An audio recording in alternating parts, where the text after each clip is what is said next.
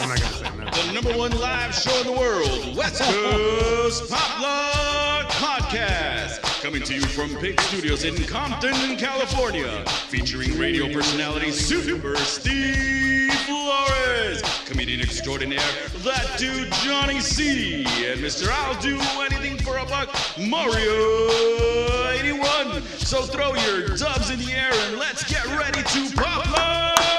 Yo, what's up? It's that time again. Tuesday night, 8 o'clock Pacific Standard Time. Coming to you from a secret location in Compton, California. Woo. Pigs. With Art Z. Studios. Art Z. I just hung out with DJ Quick this past weekend at Michelada Rumble in look Phoenix. at you name dropping. And I was trying to tell him, hey, we'll have a podcast. And yeah, sure. He's like, next. Next photo. He didn't say nothing, but you know. We took 4 or 5. He wasn't trying to talk. He wasn't trying to get no interviews on. You don't know yet. He's like, fool, I rap to get out of there. Yeah, for sure. He's like, do you want me to come to Compton to do a podcast? Cool, man. But did you tell him it was in a secret location? I did. Oh, okay. Plenty of security. I even said the Z hard as fuck. Pigs Studios, and he was like, maybe he got really scared with that extra He hard. was like, God damn, what are we? He's like, nah, bro. That sounds scary, man. Because I'm trying to get out this shit. Yeah. Trying to bring me back in, fool. Yeah, maybe with the S, I would have been there, but it was a good turnout. Thank you, Phoenix, Arizona. We'll see you back again next year. And man, it's getting time for that fucking holiday. It's so it's 2023 right now. It already happened. And so we bring in something special, bro. Somebody that I've been asking to be on the show for a long time. Dude, and I know he's there. Come on, I have. Okay. He has, but I have. No build up like that. And it's our boy, your boy, everyone's boy, Ramon Gang, Ramon Gonzales. What, Art Z? Mr. Slipknot knows with an S. Oh, with an S. Oh, okay. Shit. Are you allowed here with the Wooly and S? Oh, yeah, we're good. No, because I spelled it wrong at first, and I had to go look on his Instagram. I was like, oh, it's not. You know what the fucked up part is? My name is spelled differently than the rest of my family. So I'm pretty positive somebody fucked up on my birth certificate. Sure. And it's just... Oh, so everyone else is an S, you're a Z? I mean, they're a Z, you're S. Damn. How does that work, though? It's fucked. It's fucked. And that was purposely done. It all sounds super sus, too, because I don't even have a middle name. Neither do I. It's just like, who's that? It's the Z one. It's the Z one. It's Ramon Gonzales. Write it down. Move him out. Let's go. Next. He was trying to talk about a podcast with the you were like, nah, man, just get out. You know, usually the fucking parents are the ones that fuck it up. You know what I'm saying? Like, they'll come up with some fucked up names. My niece, Sadie, I can't remember how, because I don't know how to spell Sadie either, but it's spelled wrong on her birth certificate for sure. Sadye. Well, however, it's the opposite. Because my they don't know how to spell. Well, no, my friend, her name is Jacqueline, but it's literally spelled Jack Line. Hilarious. And I just be like, oh, that's just French, dog. That's French. But all the rules are gone. You don't have to spell. You can spell. But here, I don't think his parents fucked up. Maybe the person like writing a nurse, it. for sure, like a nurse. Like, or something. that's an S, not Gonzales? a Z. All right, I don't know. Yeah, but you don't think that person was like with an S or a Z? To this day, I still get asked all the time, is with a Z or an S? I'm like, well, it's with an S.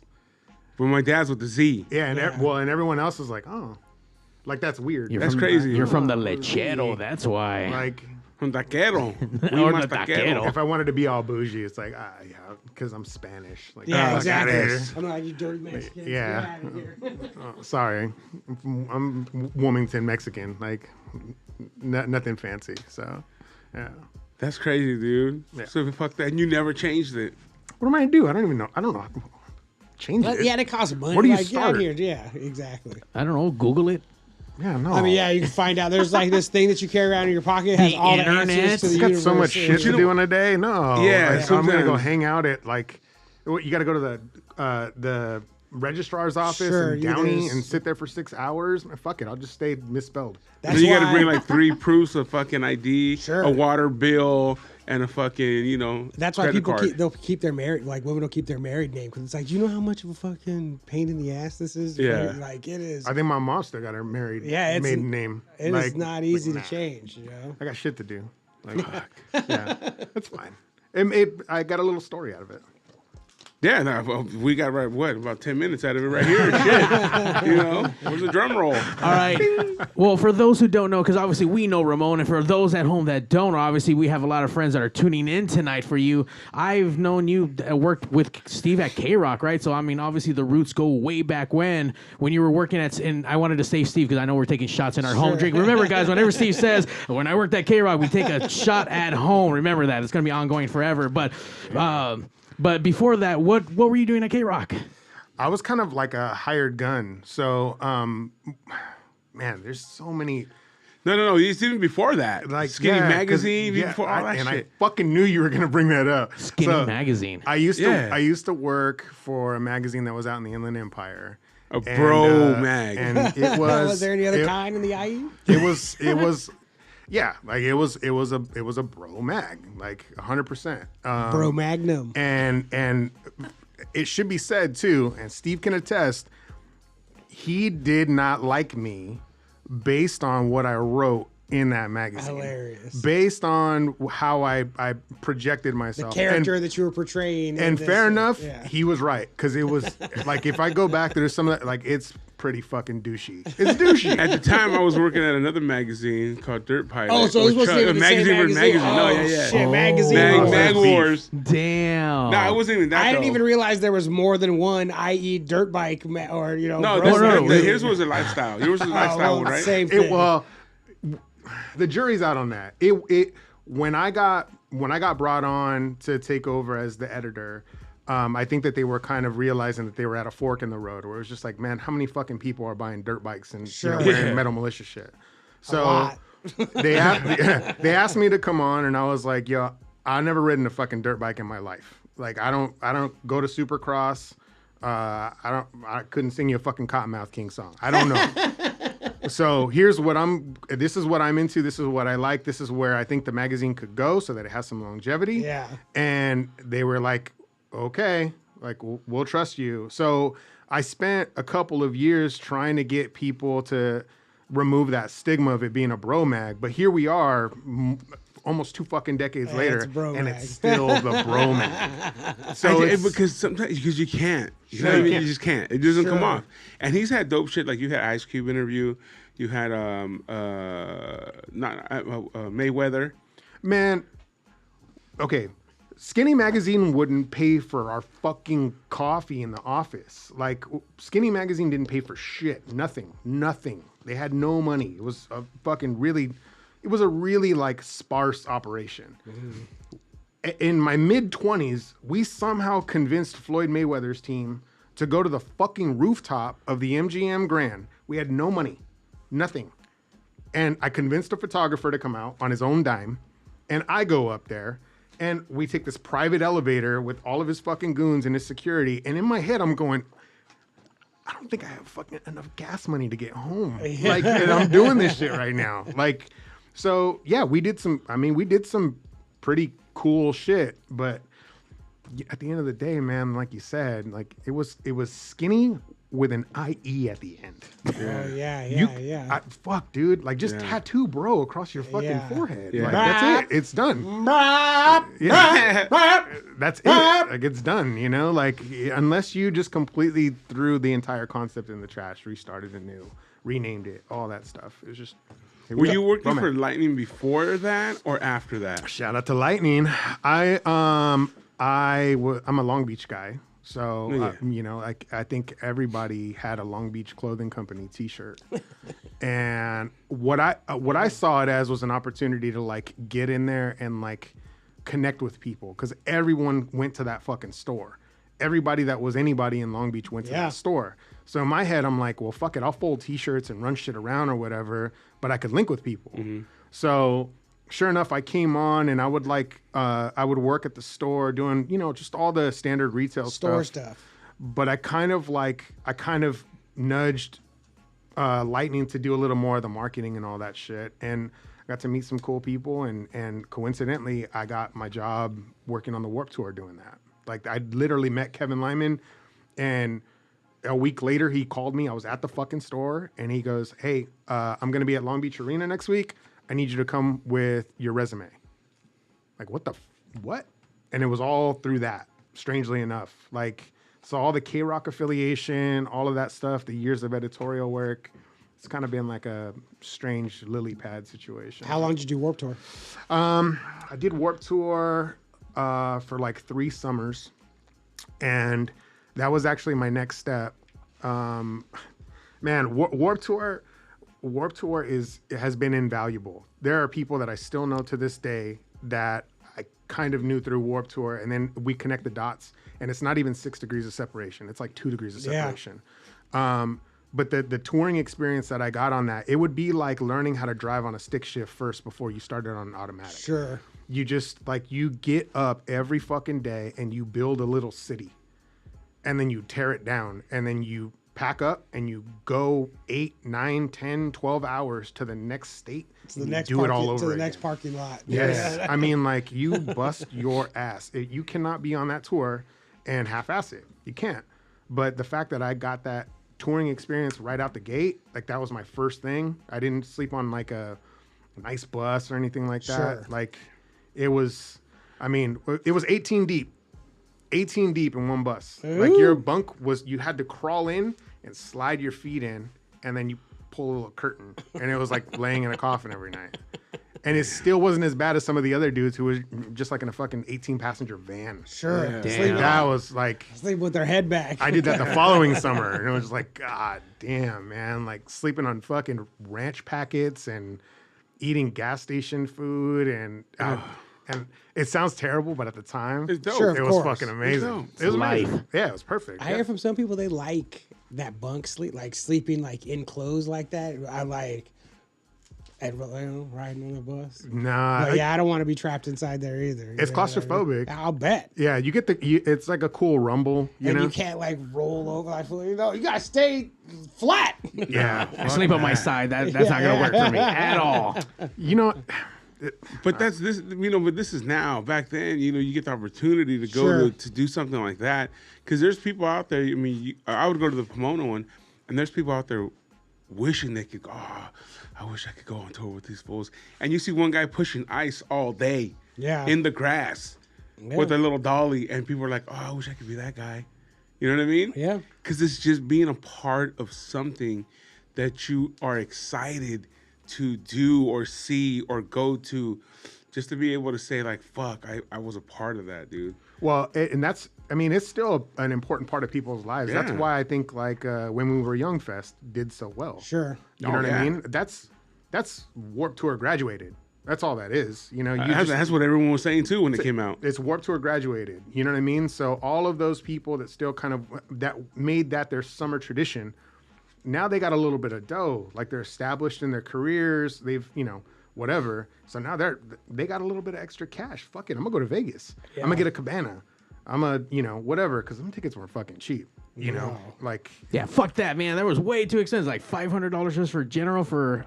Fuck. I think 500 was like baseline. No, that's what Yeah, I'm saying. like- Yeah, I wasn't trying to be big baller. I was just trying to go, and I couldn't. Fuck, dude, I couldn't get. Nah. Yeah, like $500 for you to like stand way in the fucking back.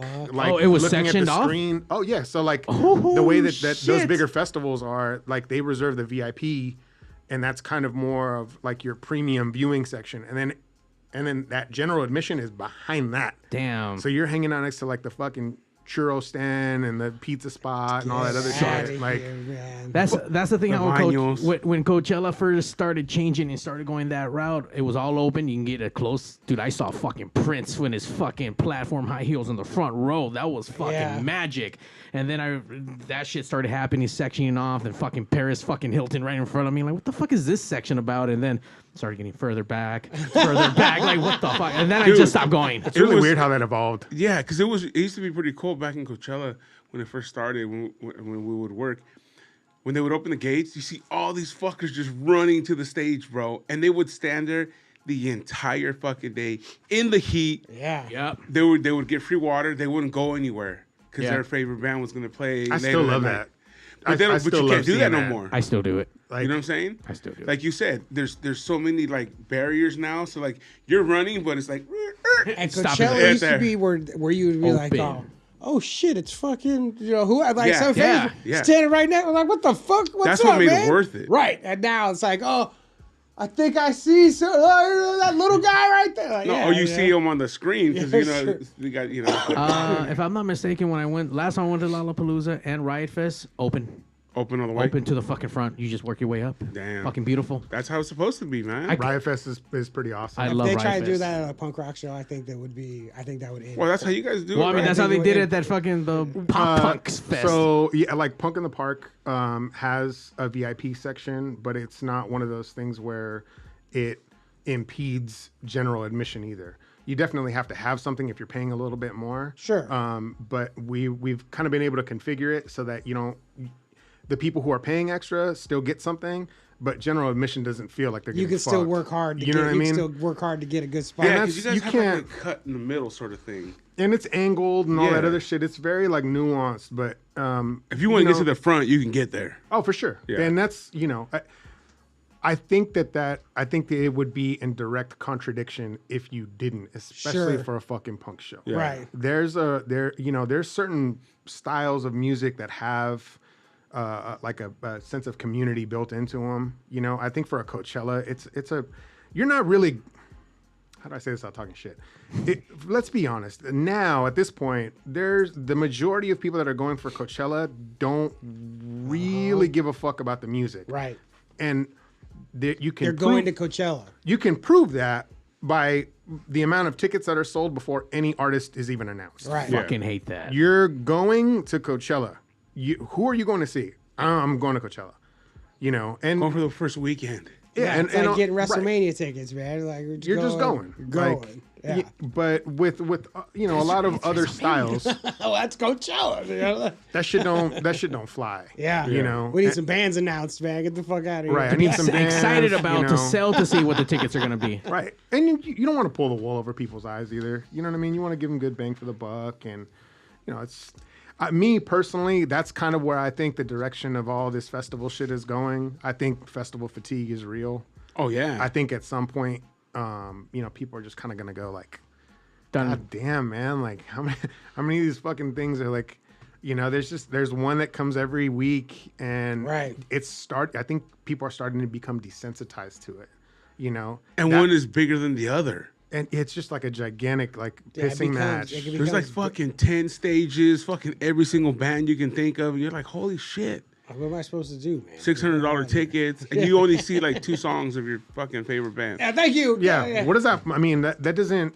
It's a lot of spectacle, man. It's Yeah. a lot of tapas. spectacle. You're just eating tapas. You know what I mean? Just like, Yeah. And then it's like, oh. With a shit ton of people. Yeah, so you yeah. barely like, you're getting sauce on your fingers. Like, oh, okay, cool. What was that? What was that? Was that good? Nah, I don't know. Was that good? Well, like if you took like when we were young, for example, like the way that you physically can't fit that many bands into a day. Sure. So it doesn't work, even if you have multiple stages. So even if you were the most organized fucking person and you were completely dead ass sober that day and you were really like, let's say you treated every fucking band that you wanted to see like a goddamn appointment, you're still not going to get Right. everything in. You're You're going to have to run, and you're going to have to, there's going to be a lot of bad things. Correct. So what they did is it was like a kind of like a bait and switch where it's just like, come see all this shit, even though you physically can't. Yeah. You know what I'm saying? All this stuff is going to be here, and you can't see any of it. Right. And it's great because it's still a party, and I'm sure people go and they had a fucking great time and all that other shit. But Except for day one. yeah, Except for day one. But So many tears. I think that there's a lot of a lot of people that are kind of figuring out like, there might be a more focused way to do this. Sure. I think Psycho Fest in Vegas. I went out to that this year. And that's like for more like metal shit, Mm-hmm. And I thought it was going to be fucking, psychos. and Devil Hawks and fucking tight jeans. it was cool because they took over Resorts World, which is like supposed to be like the new Vegas hot shit, Yeah. like ultra fucking premium stuff. And you got a bunch of like metalheads everywhere, like dudes in denim cuts and fucking like obscure European band Yeah. t-shirts, And they took over the entire casino. So it was cool to see that shit, but they also figured out how to make sure that all of the bands kind of complemented each other. Sure. So if you liked what was going on stage 3 at 2:00 in the afternoon, you probably liked what was going on stage 1 at 7:00 at night. Like, and that's that's kind of where you go like, fuck, I would rather spend money on that. Something with some cohesion through it. Yeah, just in that you really gotta know your audience. Yeah. Like if you're doing that sort of shit, you can't just dupe them and as opposed to like going, we got everything. Right. Like there's everything here. Just come. It's like, no, we got the thing that you like. We got that. Come. Right. Yeah. I paid attention to what you like. I try to figure out how to, kind of narrow all of it together, and present a nice package. Sure. You know what I'm saying? A digestible one too. Exactly. This is, so it's, I don't know. I just kind of feel like people are getting burned on fucking festivals. Like it's an 8-course meal instead of a buffet. Sure. Yeah. I was like, with canned food. Come on, like, get out of here, man. Damn. Why are we shitting on buffets though? Yeah, buffet. Well, it depends what buffet you King's go. Table? There's some fucked up buffets, bro. King's Of course Table there at are the fucked up At the buffets. Delamo Mall, that was the shit, man. Sundowners. Wait, there was a Winter buffet Park at the was the shit. Delamo Mall? Fuck yeah, there was. In Sundowners. the 80s, there was. My grandma used to take me there. I used to love going to the Orange Julius in there because they had those vanilla dip chocolate bars with nuts on that shit. Get out. Are we talking about the Delamo Mall right now? That's Yeah. where, That's where it ended there was a up. buffet at the Delamo Mall. Just saying. Yeah, it was called King's Table. Well, I want to know. Sears. I have had a lot of friends that have wanted to become writers and write, and a lot of kids go to school, and they're fucking serving drinks at Starbucks. What kept you going? Because now, you write for NotFest, you've written for KRock.com, KRock itself. What kept it going, and what kept you focused? And like, this is what I want to be, and I'm gonna fucking just continue to do it till I fucking get it. Even if I have to go through Skinny Magazine. Yeah, well, yeah, and that was, I think working at Skinny was both a blessing and a curse because at Skinny there wasn't really anybody that would edit for me. Sure. It was just kind of like, well, that shit got done, cool, like As is, put it out. sounds good, which is great because I didn't have anybody that was like beating me down basically, but the other side of that is I never really got to have somebody critique me in a constructive way. Sure. So it was like, you're a comedian and everything you say is funny. You know what I mean? Where really, like any comedian will tell you, the most valuable lessons you have are when you fucking bomb. You know what I mean? You walk away and you're like, God damn, I learned from that. So I don't know that I ever like pressed on or anything like that. I just, in full disclosure, I was in a band when I was like in my late teens and early 20s. I was gonna go to that later, but I honestly, man, I couldn't give it up. Like I maybe that's just a little bit of honest, brutal truth, but like I couldn't give it up. Like you still wanted to be a part of that. I loved scene, all of the whole it. thing. I loved all of it. I loved the way those fucking clubs smelled. Like that's how much I loved it. Fabuloso at the end of the night, for sure. It just like it smelled like. I loved the smell of cigarettes at the time. Like I loved all of that shit. I loved the way like fucking environment. beer smelled on carpet. I know that sounds disgusting. Nope, I understand. But there was something really like alluring about that, and I think it was because like all of that shit to me growing up was so far like, no, that's bad. That's like, don't do that, So it was always interesting to me. I'd always look at bars and neon lights and all that shit and be like, something good is going on in there. like, oh shit, I can't go in there. What's going on? And now I was going in the back door. Sure. I wasn't waiting in line. I was 19 years old and like, oh yeah, come on in.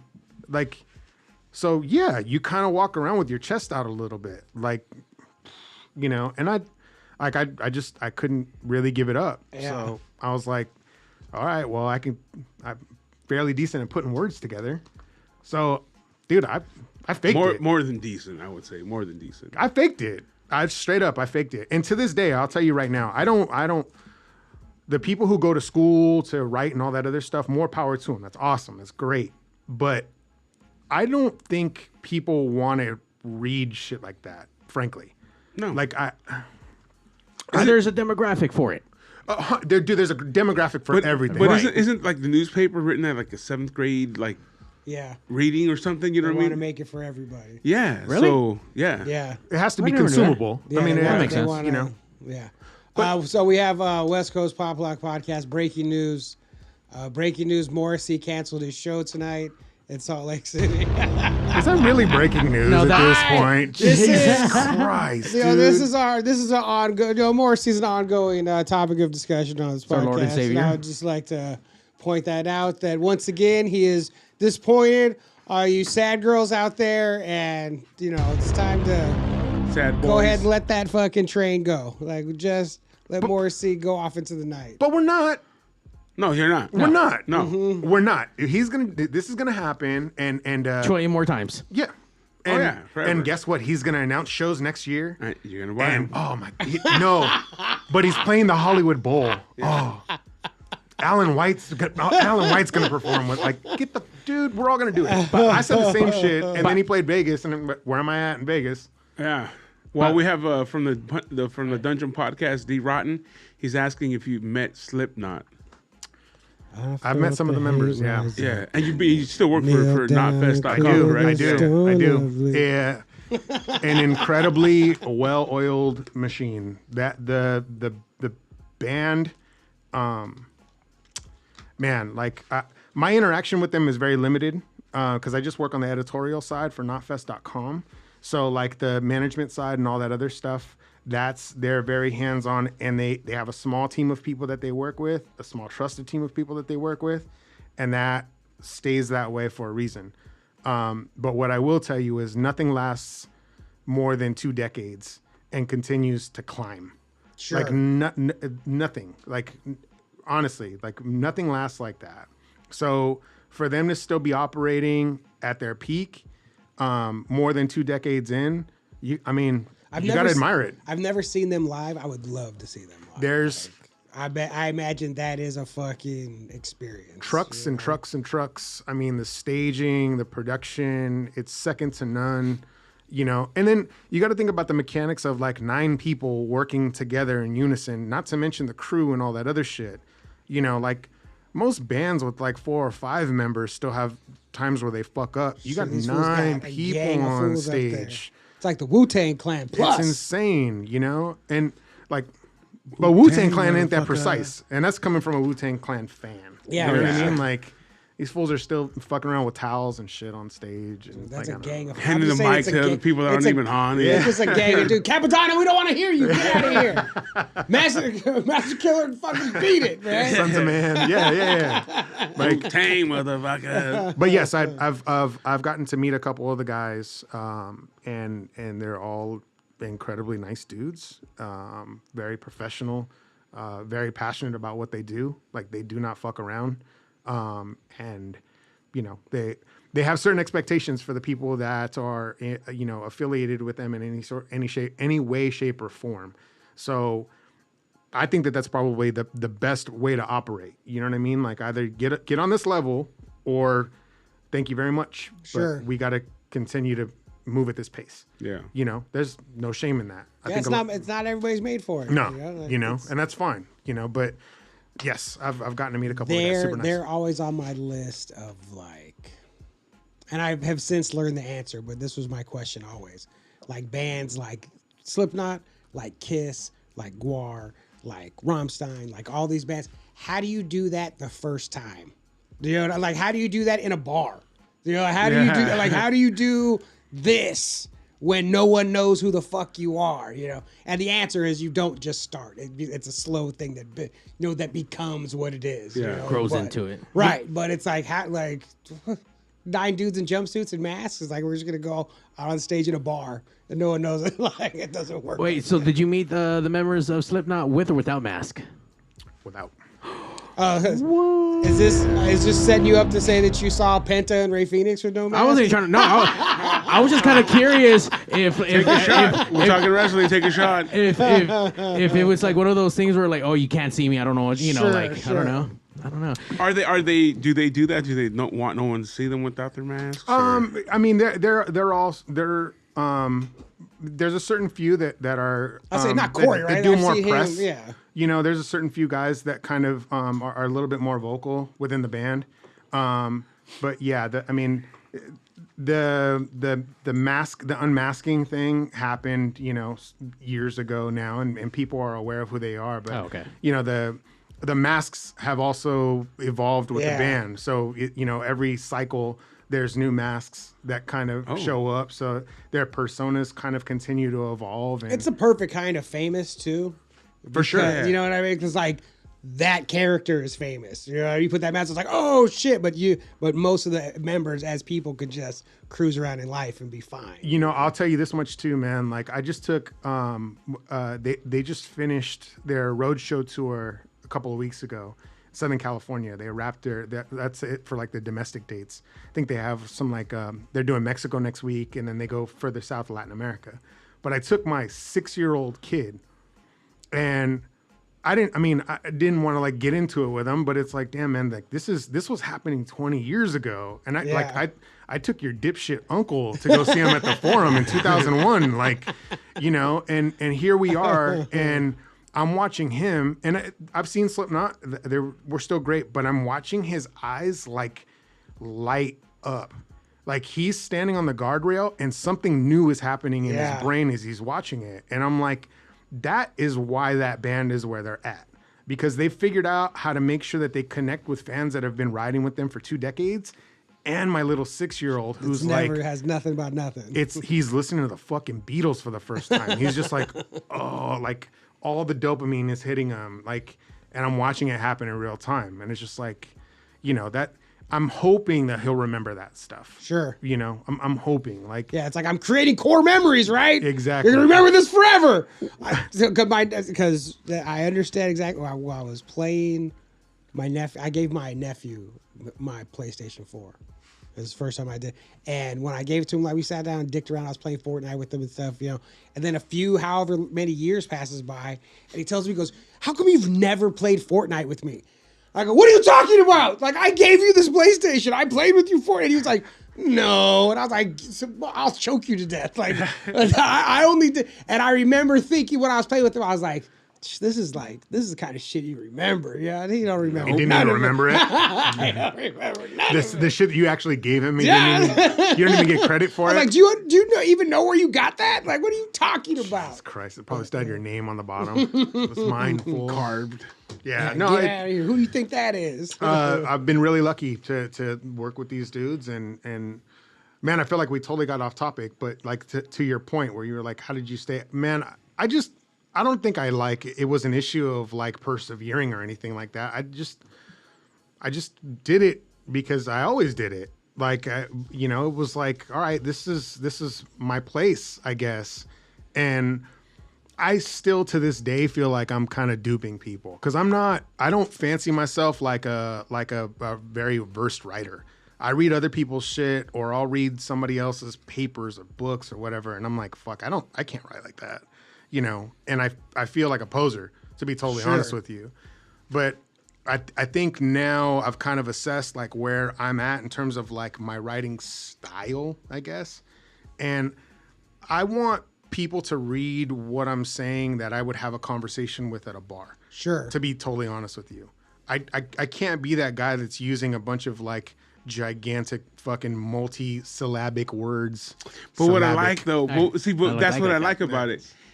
Yes, you do, but at the same time, you pepper it with words like that, and it gives you the feeling like, oh, I'm reading something good. Sure. You know what I'm saying? Yes. Like, it's not just pizza, but this cheese is fucking, he made it. Right. The pepperonis, he fucking, you know what I mean? Like, it's more than just the fucking slice from 7-Eleven. First, comparison is the thief of joy.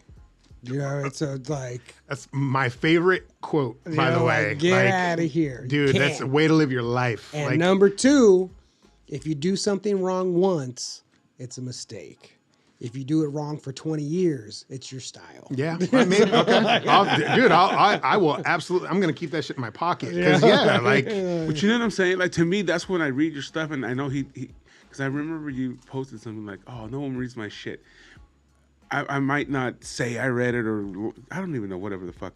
But I read it, and it's those little things, those little gems that he throws in there that makes me go like, oh, I couldn't write this. Sure, this is quality. This is quality. Yeah. As much as he wants to make it for everyone to be able to read, it's still quality.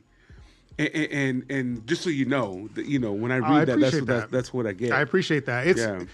I think I kind of approach all that shit with the same way that I approach everything else. Like, we love making comparisons to food, so fuck it, I'll go with that. Yeah. Like I'm my preference in terms of food can be probably best described as bougie. I have 1,000%. I got no problem admitting that. Hold on. Are you eating at the Target fucking food court every day? What the fuck, bro? What's going on here? No, he's not. I mean, I get it, and I understand why people say what they say. I understand. I've eaten at some really good restaurants, like really good restaurants. I eat with you there, yeah. It's fucking... But I am not above getting a fucking AM PM McRib. Sure. I'm not, and it's as I'm pumping my gas, like. It's not I don't that know. bad. Earlier you were talking shit about 7-Eleven pizza. By the way, 7-Eleven pizza fucking is delicious. So 7-Eleven don't you pizza is dare. It must be because every time I've gone pizza. into a 7-Eleven, somebody is ordering a Full full pizza. fucking pizza. Because they, not a slice. No. Because they earned it on the app. You bought enough Slurpees or big gulps that you got a free one, so you're gonna get one. Look at the person who's getting It's delicious. Yeah. What are you talking about? That's me. I'm that. I probably have enough points for. I don't even collect You're not points. taking your money to fucking spend on it, dog. I'm not saying it's horrible. There's a place for that. There's a place for Little Caesars. There's a place for all that shit. Pizza Patron or whatever the fuck. There's places. 7-Eleven is still better than all those places, though. You need 4,000 points for a whole pizza, man. That's a lot of fucking points. That's a lot of big gulps, bro. Yeah. That is a lot. I like doing the stuff where I can be versatile. I could feel like maybe I am peppering it with a little bit of like flowery language or whatever, but at the same time, like I can't steer away from what I am or who I am or nor like, should you. I don't consider myself like, I'm just an everyday dude that gets paid a penny for his thoughts. And that's a very advantageous place to be in, man. Like I'm super lucky. Like fucking lucky. Like, why would anyone give a shit about what I think? Yeah. But having said that, like, I also think that the way that like journalism, I guess, is evolving is I don't want to be a critic. Sure. And I like when I started on with notfest.com, the ideology behind all of this shit was like, all right, well, we want to put together a media site. Okay, well, let's think a little bit about what that is now. I don't want to be that dude that is taking an album or a concert or whatever and ripping it to fucking shreds. Right. For the sake of like, oh, he's got good taste.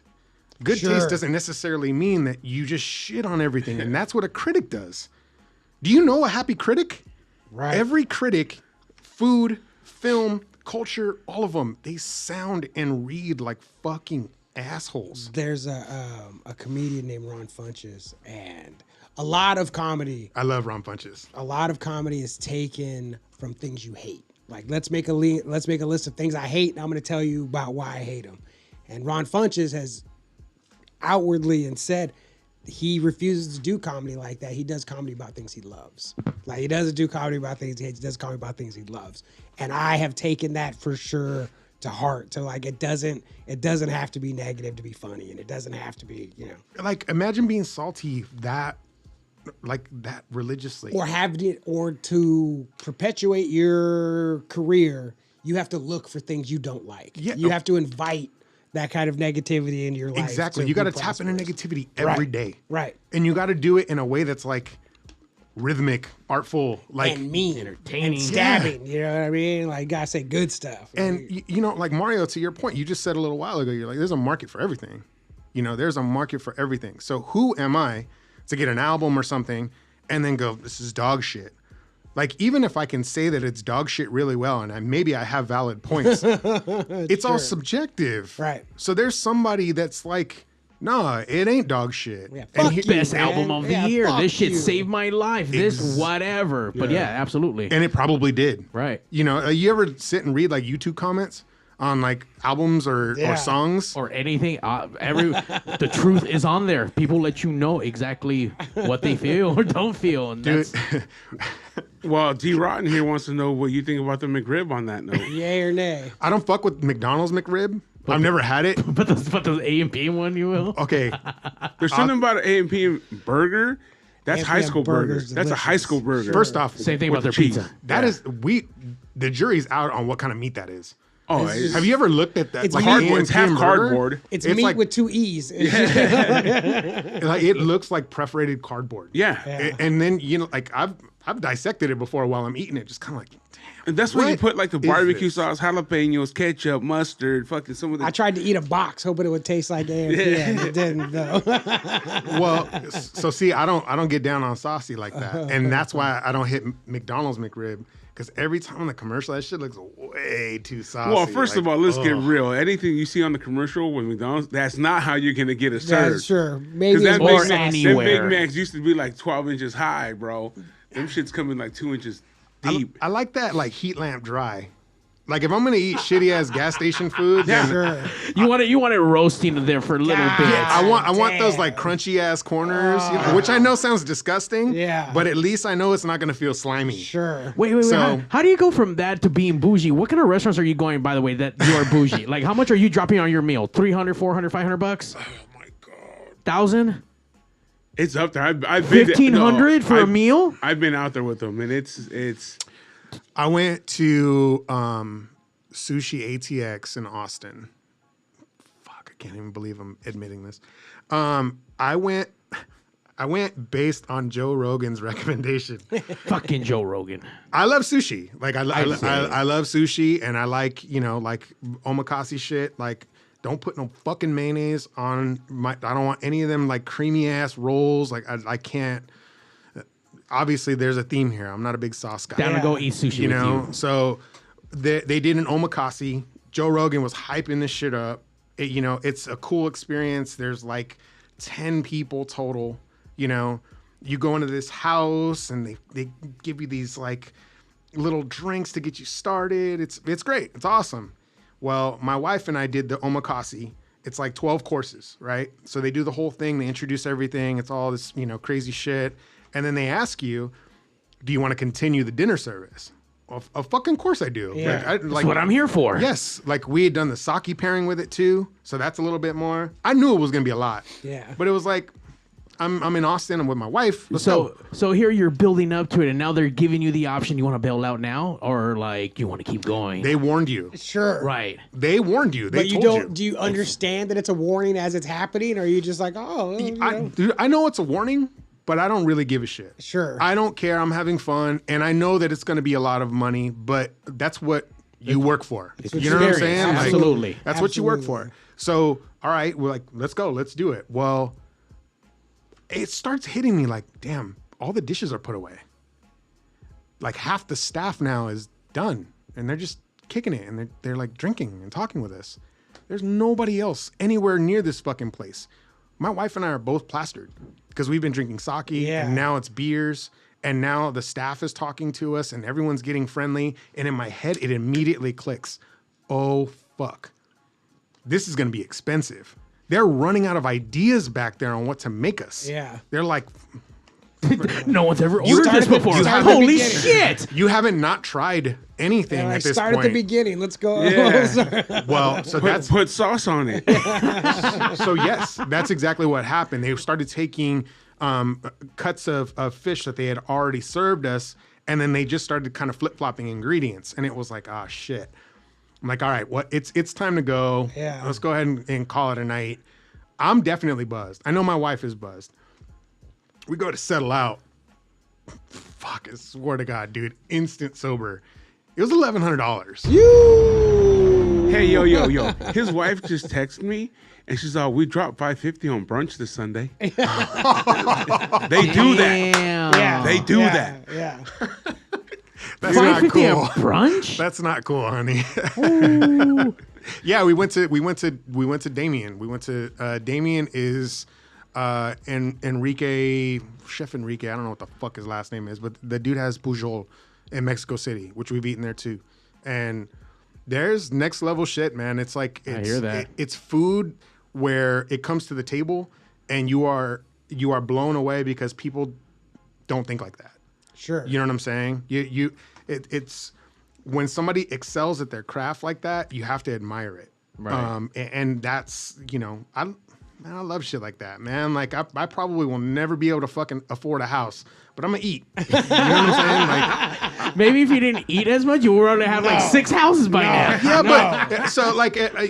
But So- you know what the beauty of it is, bro? Is that you're still down to go get tacos. No, yeah. You know what I'm saying? So that's where I feel like I can appropriate that to my writing style too. Yeah. Like I saw 3 or 4 taquerias on the way in where I'm like, damn, I think I'm gonna hit that shit. I hope it's open on the way out. You know what I mean? I'm down afterwards. I'll take it to the spots. Like my wife who just texted you like, oh yeah, we did 550 at yes, we did.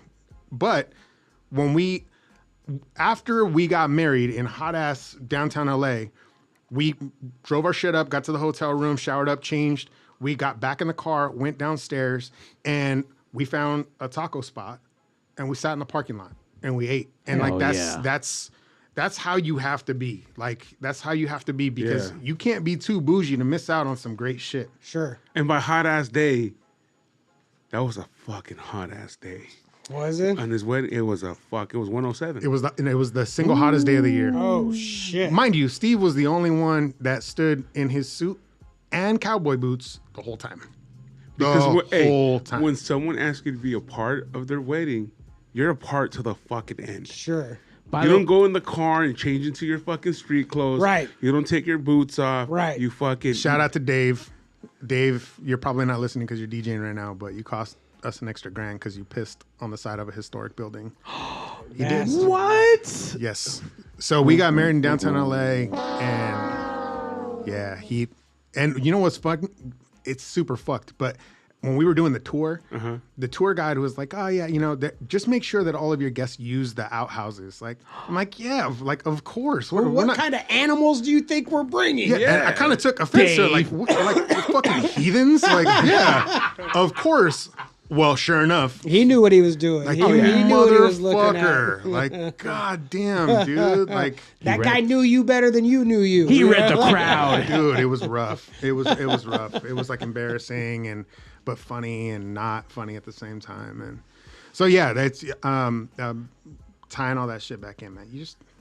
I'm bougie, but I don't want to be too bougie, you know? But you know what? Like you said, man, that's part of life is having those experiences. Man. And some people love food. Some people love music. Some people love cars. Everyone has their experience that they need to live. I think there's a lot of that comes from if you don't come up with money, treating nice things as like, I don't do that shit. Like, I'm not, but like, fuck that. That's for everybody. It's a defense mechanism, right? Man. And 100% is because I know I was so closed off to so much shit in my youth, and I, blame it on whatever, but it was for sure a defense mechanism of, I've never done that. I would never do that. It's fucking lame. No, you're right. Yeah. Or whatever, And it's like, I know people that like never had anything when they were growing up, not maybe one pair of shoes, and now they have like 110. Right.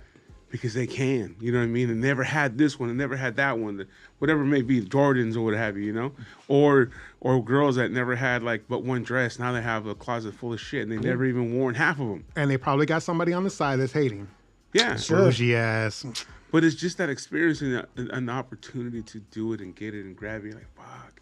I even felt that way about traveling. Because I'd never been out of the country until I was 40, and I still haven't been in gang places. But I've been to Peru a couple of times. I went to Thailand, and then even God damn, you went from nothing to everything all at once. Jesus, right. Like, and then go to Catalina, dog. God damn. And then Baby steps. Jesus. And then even like bringing it up feels like lame. You know what I mean? It's like, I don't want to talk about that because it just feels it's the same way as spending $5.50 on brunch. It just feels like, oh man, I don't want to fuck. I understand. Like you're putting yourself on blast. Right. You know what I mean? And it doesn't have to be that way. Yeah, no, man, I get it. And the people who like, you get concerned about like, I don't want to bring that shit up because I don't want to be like ridiculed or whatever, or however people, take it. But then like, I don't give a fuck. No, like, I don't give a fuck. I can't. Imagine if you had decided to not go to Peru because you were worried about how people were going to perceive that. Right. And all of the experiences that you missed out on because you were more worried about how you were going to be perceived versus your own personal experience. It's like people not dancing. Fuck all that, man. You know what I mean? People don't dance Yes. just because they're like, oh man, I don't want these fucking assholes laughing at me. It's like, Just dance. get out there and dance, that's man. one thing that like I really inside I think I've always wanted to dance, and I always had that fear that I sucked. You probably do, so what? No, but my homeboy told me one thing. He goes, if you do it with love and loving to move and to dance, you're never not gonna dance good. Yeah. And I was like, God damn, bro. Like, ooh, Just gotta do it with if your it heart, comes from bro. inside, Yeah. man. Just go. Just flow with it. You're gonna end up doing something. You know what? You're gonna feel the vibe, and you're gonna just fucking Yeah. Carried away by it.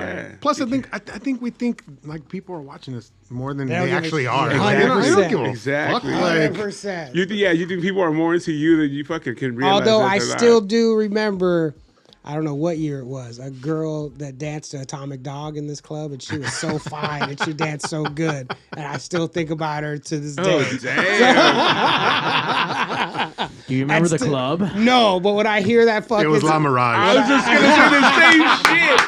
Fuck yeah! But when I I hear that song, the breakdown, Oh. I'm like, I just fucking start. That's like a song that I could, if I had a girlfriend, she would hear that and if she was in her right mind, she would skip it every time. Like, fool, you don't get to listen to that fucking song. Oh, aren't you thinking about that? She knew bitch? what it tapped into. Yeah. Hey, I tell you right now, at El Mirage, man, I saw one of the hottest chicks in a wheelchair, dog. Hell yeah. She was fine, like damn fine in a wheelchair, bro. I was like, fuck. She probably got so much. She got settlement, you know. Who knows? Yeah. So why didn't you Fine holler and at her? Because she was Larry in a wheelchair? Parker got me. No, she had fools around her. That's how fine she was. She had fools around her already. Yeah, get out of here. Yeah, we were there. Oh, I wouldn't say we were hanging out with Big Boy and all those cats, Jeff Garcia and all them. They invited us out there, and we're hanging out with them and shit. And all of a sudden, there's this chick. She's like rolling, like just spinning her Motorized. shit. And I was like, "Holy fuck, you're fine as shit." But Crunchy hair. She had big crunchy hoop Crunchy earrings. hair, big dude. earrings. Bamboo. Her wheelchair wheels. hey, her dickies were creased. As Hilarious. fuck. Her wheelchair wheels were just big hoop earrings. Like, that's all. With her name in it. I think you just stumbled onto something right now, dude. Yeah, Like, someone's gonna do it. yeah, Gonna someone's. If not, then they already got him. Yeah, for sure. And on top of it, the name spins when they don't. Hell fucking yeah. move. Oh shit. Right, just stays. Spinners. Imagine like Mamacita or something. Oh, Hell yeah. Caliente for you. On the back it says, yes, I fuck. It still works. Yeah, exactly. Yo, I want to give God. a big shout out to my prima Claudia Reyes out there in Claudia. Texas.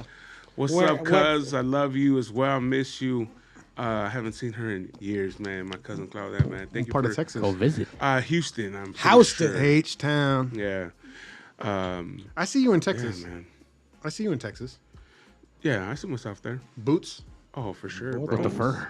And a Boots, fucking belt. guete hanging off the side for sure, Oh, bro. shit. Hell yeah. Pew pew. Gold one. Texas ain't no joke, Nah, man. not that crazy. Something Pearl good. handle, at least. Pearl Oh, handle. for sure. All right. My dad's. Yeah. You know what I mean? Damn, you got that? Yeah. Look at my dad's. I would wear that shit all the time. If I could. Yeah, Here- well, here you yeah, can. here you can. Fuck. In Texas, you can go to fucking 7-Eleven, get your pizza with that shit. Hell yeah. Yeah, you're fine. Like And a big You can gold. scan it. You Yeah. scan your, that's it's a You pay. get discounts and shit. So we've been kind of talking about all kinds of random things, and I don't know if people at home truly know what you do, but you have a long list of titles. I mean, obviously we go from editor. You write all kinds of publications and .coms and whatnot, radio stations. But you were doing. I know I'm getting all tripped up. You were doing a lot of stuff for K-Rock, but then now you're doing all kinds of stuff everywhere else. So I mean, you're booking shows, or what are you doing for all these live events right now? So the way it all ties in is the writing thing was something that I was always doing. It was I mean, I guess we can call it like a side hustle. So you know, K-Rock, like when I said that I was like a hired gun, K-Rock would have me come out and like cover Coachella or whatever, you know, Sure. and I would do that. And at the same time, I was booking shows at Slide Bar in Fullerton. Josh, I've worked with Josh Stolla, who you guys have had on the show before. I've worked with him since my Warped Tour days. I actually met him my first year on Warped Tour. He had a small punk label, and I was the guy that was taking care of like regional record labels at the time. And I linked up with Josh, his brother Josiah, rest in peace, one of the best dudes on the fucking planet. He came back with like 30 fucking sausage McMuffins the first day that I met them, and we broke bread over sausage McMuffins, and it's been like that ever since. Hell yeah. So When we kind of rotated back to the world, Josh was booking shows at Slide Bar, and he was like, hey, why don't you come work for the label a little bit doing PR? He knew that I did like writing and shit, and he's like, all right, well, we need somebody to kind of handle like press releases and shit like that. Full disclosure, Josh, sorry, I had never written a fucking press release in my life. Fake it till you make it. Exactly. So I was just like, man, I've read them before. Like, I could do this. So I went ahead and did it. We did that, knocking on people's doors to get features and stuff like that. And because I already knew how that worked, because I was a writer, I was already kind of reaching out to some of those people, helping out, push the label, push the artists. And at the same time, we were doing showcases at Slide Bar. So we were booking shows there. And that just kind of grew continuously. So, man, we were there for a long time. But we also did some very cool shit in a tiny room that nobody should have gave a fuck about. Because we were in North Orange County. Like, I had to explain to people where it was. Like, where, huh? Like, it's, especially like with agents, they would be like, oh, it's the LA market, right? And I'm like, technically, border. If you ask the Angels, yes. Yeah, It could be, but clean. We would book shows there, and we did it for years, and then we really kind of established a lot of relationships with agents and managers, and we did cool shit there. We did Bouncing Souls there. We did Every Time I Die there. We did KRS-One there. We did MERS there. And these were all free fucking shows. Yeah. They were free. We had this kind of...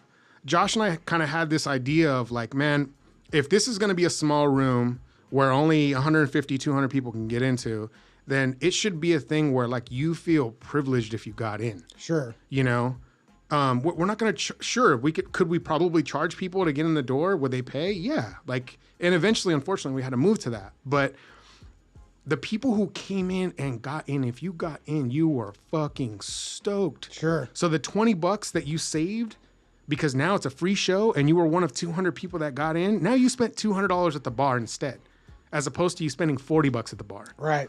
Yeah. We saw it like that. And it was like, we could make something out of this room.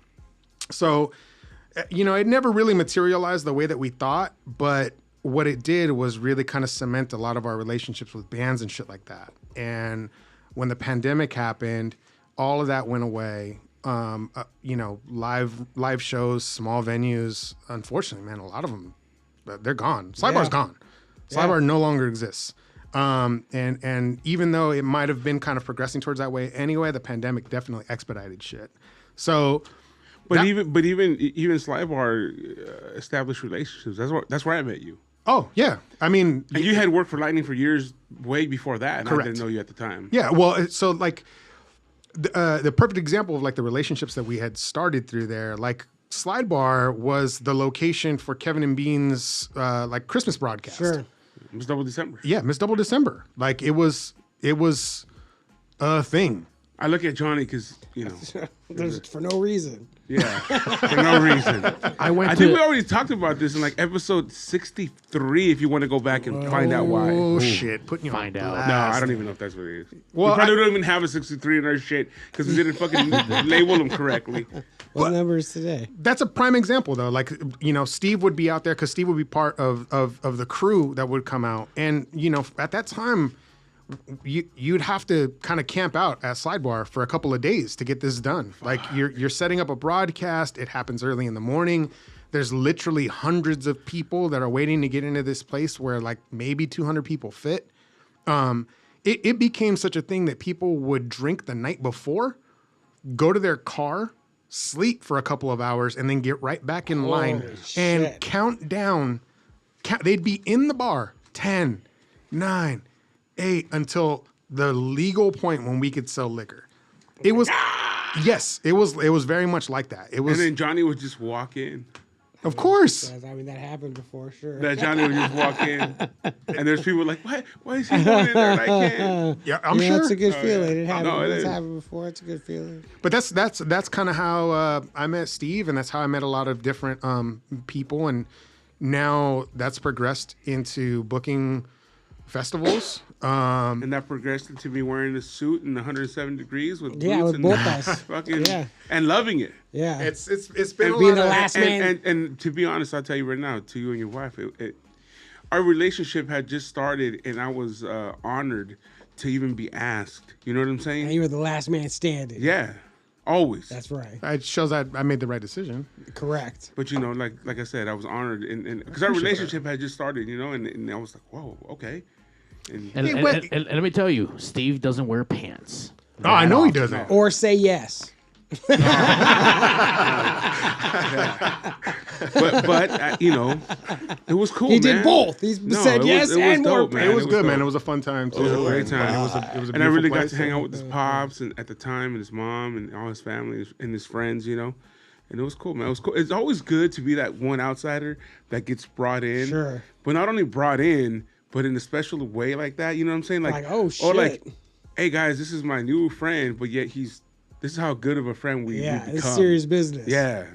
Well, we were just talking about that before I came here. My son Oliver, he's 10, and you know, they asked me like, "Where are you going? Where are you going?" You know, and I'm like, "Oh, I'm gonna go see Super Steve. He's got a podcast. I'm gonna go hang out with him." And my wife remembered. She's like, "Oliver, do you remember what you used to call Steve?" And he was like, "Best friend." Yeah.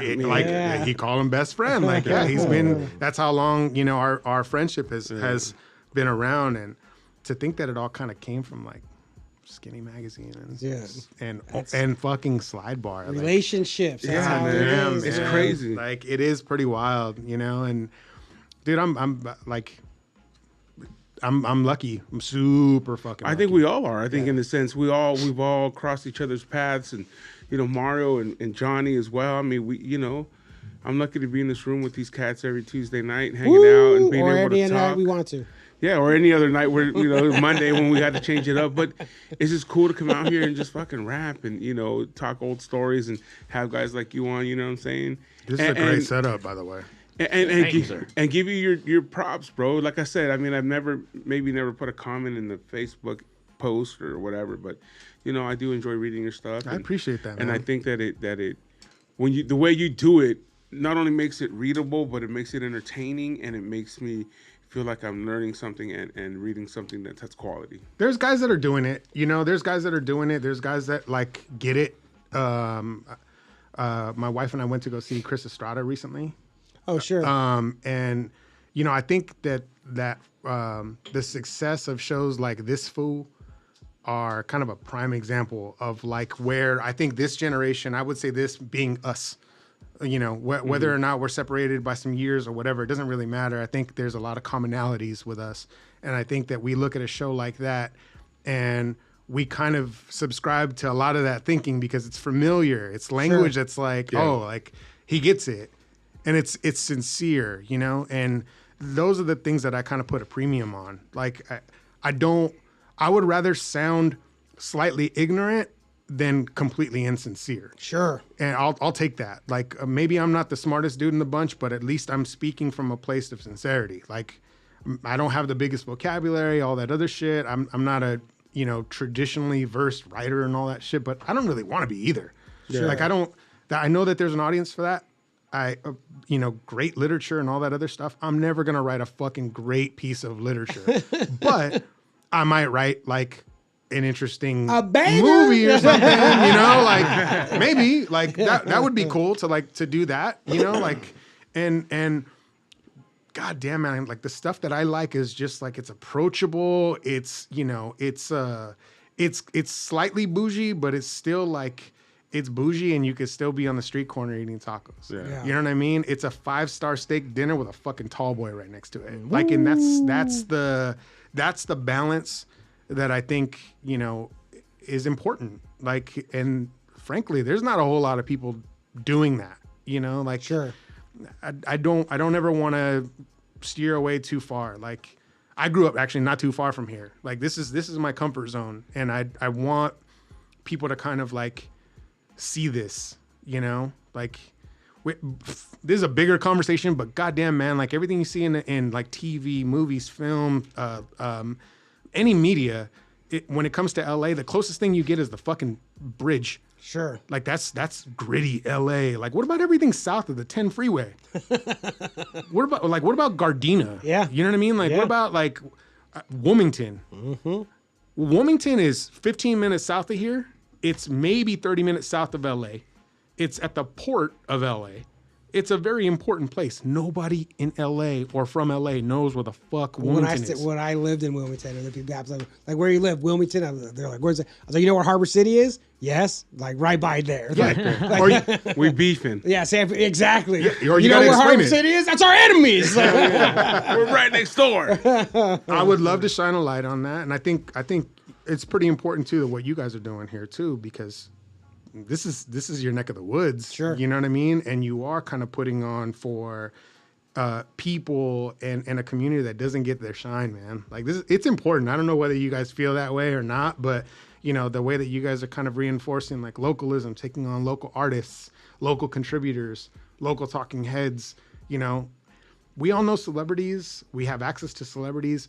Nobody gives a fuck about celebrities. Sure. I don't care, man. Like, I don't want to read what's going on in these streets. People want to hear the stories of people like, you know, that are like them, that are trying to make it, that are trying to succeed, that are trying to go out there and they're fucking still doing it and pushing and grinding. You know what I'm saying? People want to hear that shit because we've lost a lot. Even with like you said earlier, with the pandemic, you know, people lost a lot of faith, a lot of hope. And with the West Coast Pop Lock Podcast, we are a bougie taco motherfuckers, but we're here to tell you that you can keep pushing and it can happen, man. This fool D-Rod dropped Whittier where the girls are prettier. You know what I'm saying? No, you don't know the local references. That guy, D-Rod, he's from New Jersey. He's from New Jersey. D-Rod's from Jersey? Yeah, shittier Whittier where the girls are prettier. Hey, he flew in and did the show, okay? Well, high as fuck. Stuck. So he brought his boy, and so his boy did the show. Yeah, so we had to do a makeup show. You know, he flew in from Jersey, but was too high to do. Yeah, and he was like, I don't want to smoke, man. He was like, I'll just get off fucking stuck. And then 5 minutes later, he was like, all right, I'll smoke. Was it just like a learning curve to like California weed? Probably, because like East Coast weed doesn't hit. Yeah, like you know. California weed does. Well, no, he was like, I'm not gonna smoke, and then he said that he felt the pressure, like he thought. Maybe I better smoke with these guys because they're my homies. I don't want to feel like that. There was no pressure. No one was even looking at him. Hit in his own mind. Yeah. Like, I don't want to look like a punk. Give me that shit. Well, I smoke. Of course. Dead. Of course. Yeah. Like you pulled up to the CPT. Yes. Yeah. Like you got it. Yes. In a secret location. Yes, at a secret location. You know? Look, here at Big Studios, we try to take care of all the guests, and we offered, and there was a disclaimer before he even took it. Like, you want? No. I'm like, cool. No problem. You give it to me. I'm like, you just said no, like literally 3 seconds. Give it to me. I'm like, okay. And that's what happens with everyone that says no, and then they fucking just say no, man. They go, you know what? I'm gonna go for it. Oh, stay with no. You already know what's gonna happen. Steve, do you smoke on the show ever? No. Secondhand. Yeah, he gets high. He doesn't ever That's smoke. enough, though. That's natural. I'm naturally high, bro. Oh, okay. Shit. I didn't know. Like, no, you know what? In all honesty, and they know, and we've talked about it. If I smoke, bro, I'll be done. Same. I'll be asleep. Like it doesn't matter if it's indica or whatever, or fucking hybrid or whatever the fuck it is. Nah. Hybrid. I fucking. They got that yeasty weed, man. The hybrid. You know what I mean. The yeasty boys. I like because I can't. Hybrids I want whatever. to be able to do that. Same here. And I got homies can't. like not only these guys, but like Oso, man. He'll just run through all day and still do shit. Oh no, that's productive. That's the only way they can do it. That's wild. Me smoking weed keeps all the voices down. Yeah, you know what I'm saying? See, sometimes I feel like I just want to relax. Maybe I smoke some, but again, I will be gone. I can't. So weed is just like alcohol, man. Alcohol fucks with everyone differently. Same thing with weed. Yeah. Everyone's body's different. Depends on the strain. Well, but now I'm getting to the point where like alcohol now, like even just a casual drink, I'm feeling it like 2 days later. Yeah. So I don't fuck with that either. I would much rather like, well, yeah, but you know when you want to participate socially, right. You know what I'm saying? Like you go out to a bar with your friends or whatever. God damn, man! Like how many fucking club sodas can you drink? Yeah, you know what I mean? I want to get Shirley Temples. I want a head change. You know? I like a head change. And yes, I agree. You know, I like. But I've never gotten used to like drinking, like straight alcohol. It was always with with like a mix or something like Coke or something, Jack and Cokes or whatever. I haven't had a soda in 2.5 years, bro. Or I'm not trying to have any kind of sugar. Well, that's what gives you the hangover. Yeah, it's all the sugar. But again, I never got used to just drinking it straight. Sure. So now I'm like, fuck, what the fuck is this? Well, so I don't even drink. Man. Even that one now is killing me, and like everyone, everybody that I know anyway, they've kind of combated that by going, oh, I just smoke weed now. I just smoke a little bit of weed, Yeah. and then I'll have a drink, and I'll nurse that, and I'll still get the head change that That's I want. how I I do still it. participate, and I'm okay the next day. Like, I haven't figured out how to like connect those dots. You know what? If you want to try the weed, try that the new Stizzy company that's been out. They're those cartridges. It's a different kind of head high versus the flower stuff. It's not as intense and it's way more mellow. See, even that shit. Computer weed. Computer it's weed not- for sure. You're shaking your head because you know exactly what I'm. Like, I can't. You know what I mean? Like, It's like, cool, that's nice. You do that. Oh, you can't do it at all. I'm sure it's like mellow for you. What happened? What happens to you? when you Baby do it? lungs over here. Yeah. Like, I can't. Just let the man not smoke weed, man. No, What's but wrong that's with the thing. I'm slightly envious because it's like Well, you just got to do it then. the You people gotta who continue. smoke seem to know how to do it. No, gracefully. Sure, they learned how to do Yeah, it. it's like dude. drinking coffee or Yeah. smoking cigarettes. You just gotta power through, man. Yeah. You'll Look, learn- you'll look, figure man, it you out earn your eventually. stripes when you drink Yeah. bong water, when you're trying to lay on the couch fucking. You learn. Hilarious. You burn Trying to shit do in your this. car. You burn yourself. You fuck shit I've never up. done any of these things. Oh, then you're not living, like, Johnny. What the Jesus fuck, huh? Christ, man. I Well, just- but just see, said, I've swig done of some- pong water. I've done some of those things and I still can't smoke Yeah, with grace. that's good. Like, the apple, the can, all of that shit. Like, I've smoked out of all of that shit, but I still look like a fucking idiot when I do it. Like, dude, I'm done. That's good. Like 2 hits. That's- But like that's all you need. and that's awesome. Like that's Just good. take one. Just take one hit. What's the I rush? like to get a bong, and then you put some ice cubes in it.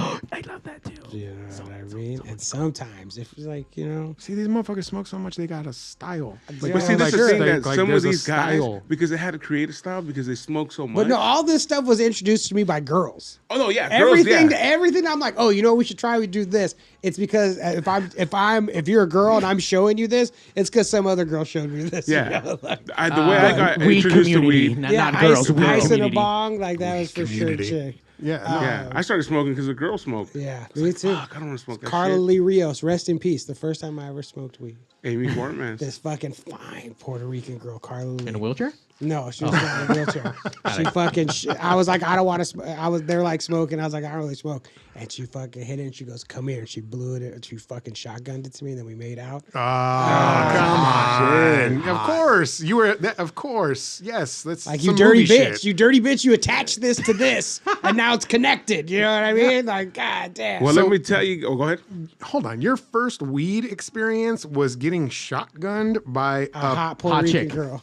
Not in a Of wheelchair. course you're going to be a fucking... Yeah. Like, holy shit. Okay. Well, You should have smoked weed like that. Then you probably had a Yeah. better experience. I think my first weed experience was fake weed. Oh, fucking Synthetic shit. Oh no, fucking what do you call that shit? I call it a bag of oregano. Kate- Legitimately a hilarious. bag of oregano. And he's like, "Why is my stomach ache on?" Like, wow, this smells. Salvia. Man, I like that, want too. to say it was like 4th or 5th grade. What the fuck? Oh, man, Yeah, that's we were. early I mean, You're like shit. 6 years Well, old. back Well, you're a bad kid growing up. What Damn, the bro. fuck, dude? Well, it was like around that time, but like I was only doing dip back then, bro. What the fuck? Steve's hanging out by the Sick truckers and shit. shit. By the truckers, Nah, stop some fucking kid dipping. brought it to school. That was that Everyone Wilmington put shit, a though. fucking shit in their mouth. Did You're you like, not get sick from that no, the yeah, first time? Everybody got sick. Yeah, I bet. like the Sandlot. Oh, Yeah, I fuck. say like that. Like, Yeah. Yeah. You guys are going on a Long roller cut. coaster? Yeah. God damn. But you wanted to be cool. What are you, a fucking cowboy in the 1960s? Like, what are you?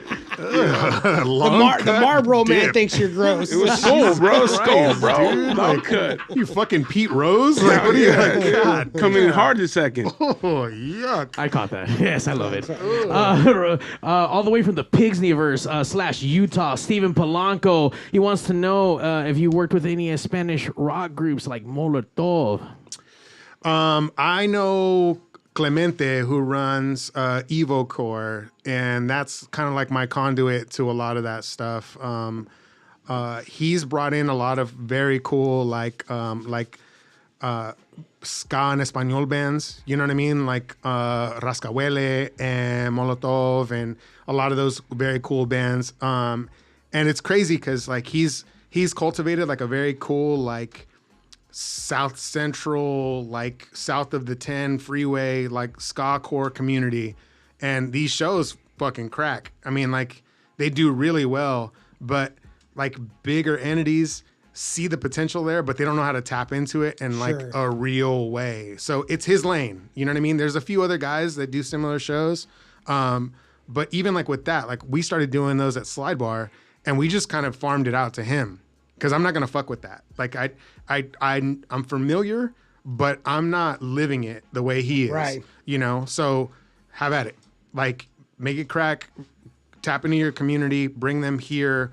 It's a safe space. It's something that's free, you know, use that platform to kind of cultivate more bands. And he did. Like he still continues to do that. But yeah, that's the longer answers. I've worked with those bands adjacent. Like he's been my dude, and man, that fucking guy's put on some really good shows. He does stuff at Levitt Pavilion. Like he's all over the place. I've seen him jump around for a long time.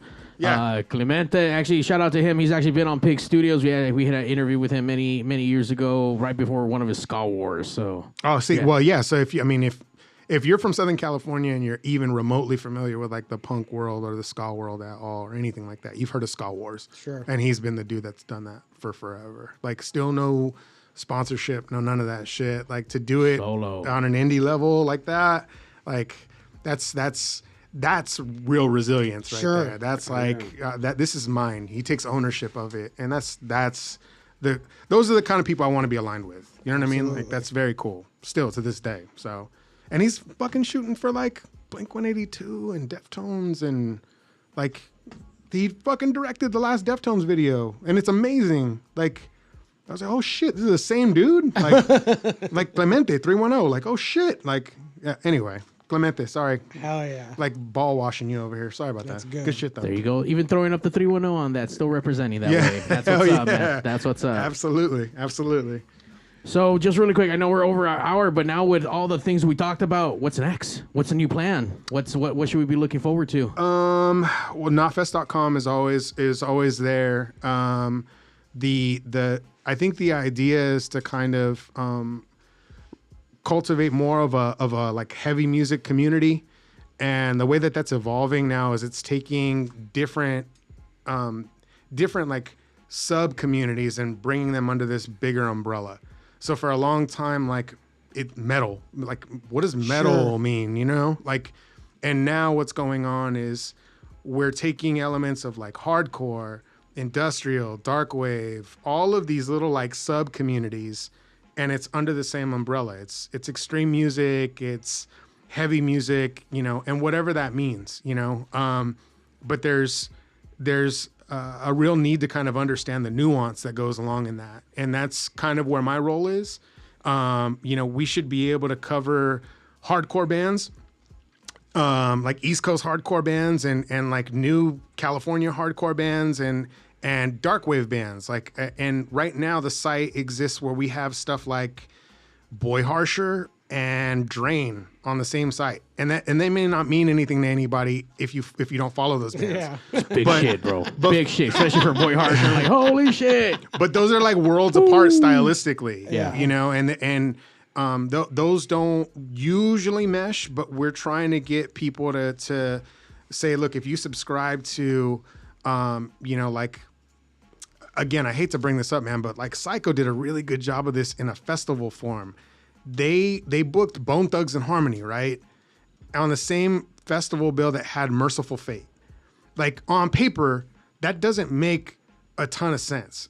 Like if you were just lining this shit up on like a festival paper, and like, yeah, I'm gonna go ahead and do Merciful Fate and Bone Thugs and Harmony. But it worked. It worked because those people understood that there's a lot of intersection there. Sure, those Venn diagrams cross. They absolutely do. So it's very niche, but I think that there's a much bigger market than a lot of people anticipate. And like I said, I'm really lucky to kind of be in that driver's seat right now with a really good team of editorial contributors that all kind of think the same way. They don't want to be critics; they just want to shine a light on good shit. Yeah. And you know, the ideology that they take is, you know, what am I going to do? Shit on something like just so that I look cool? Like they would rather just take that energy and invest it in showcasing something cool.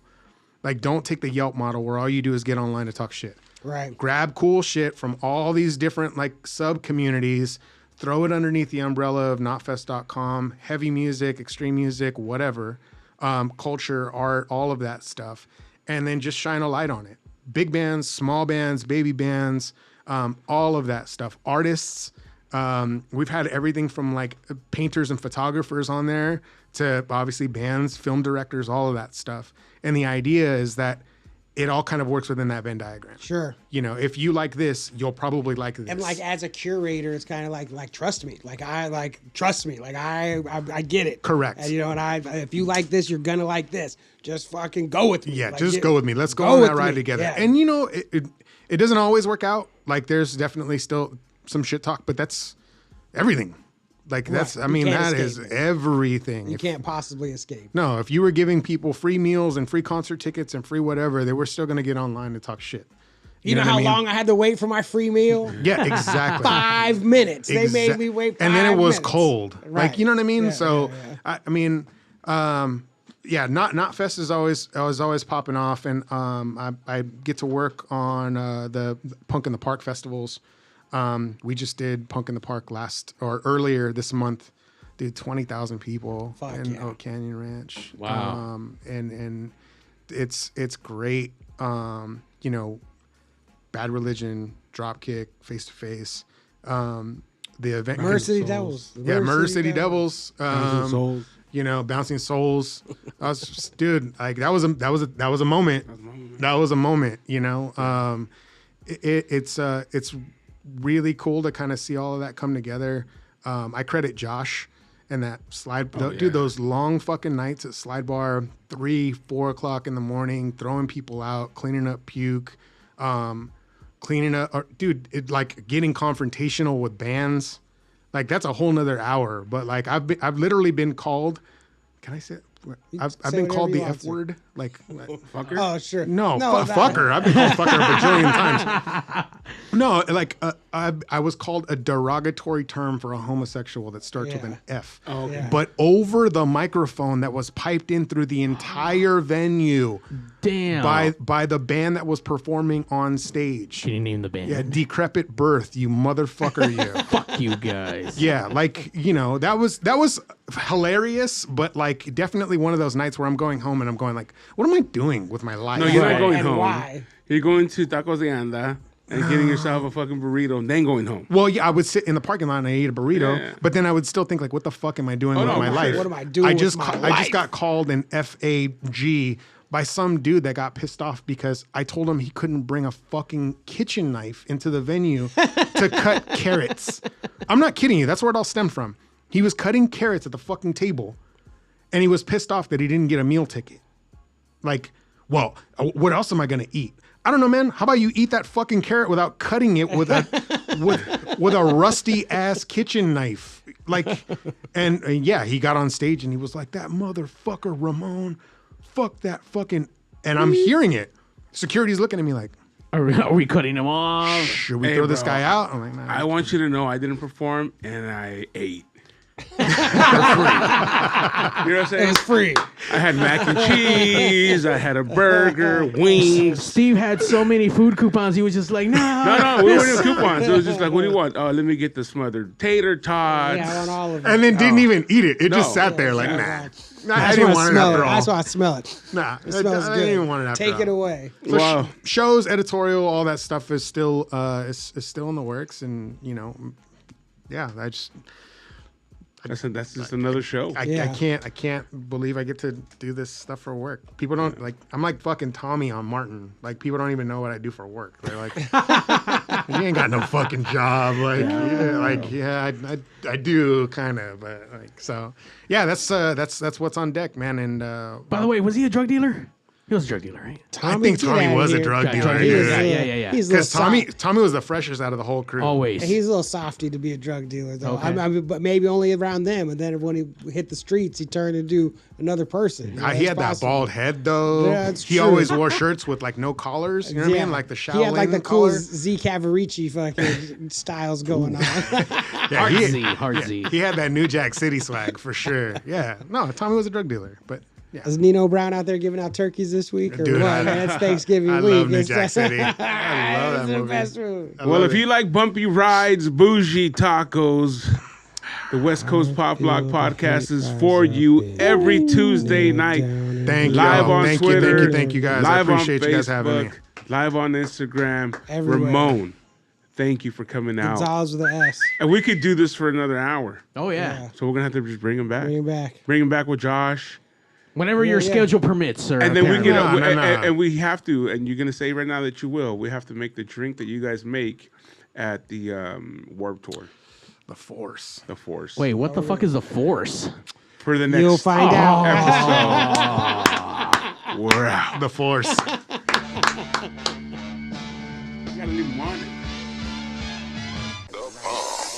The number one live show in the world, West Coast Poplock Podcast. Coming to you from Pig Studios in Compton, California. Featuring radio personality Super Steve Flores. Comedian extraordinaire, that dude Johnny C. And Mr. I'll Do Anything for a Buck, Mario 81. So throw your dubs in the air and let's get ready to pop lock.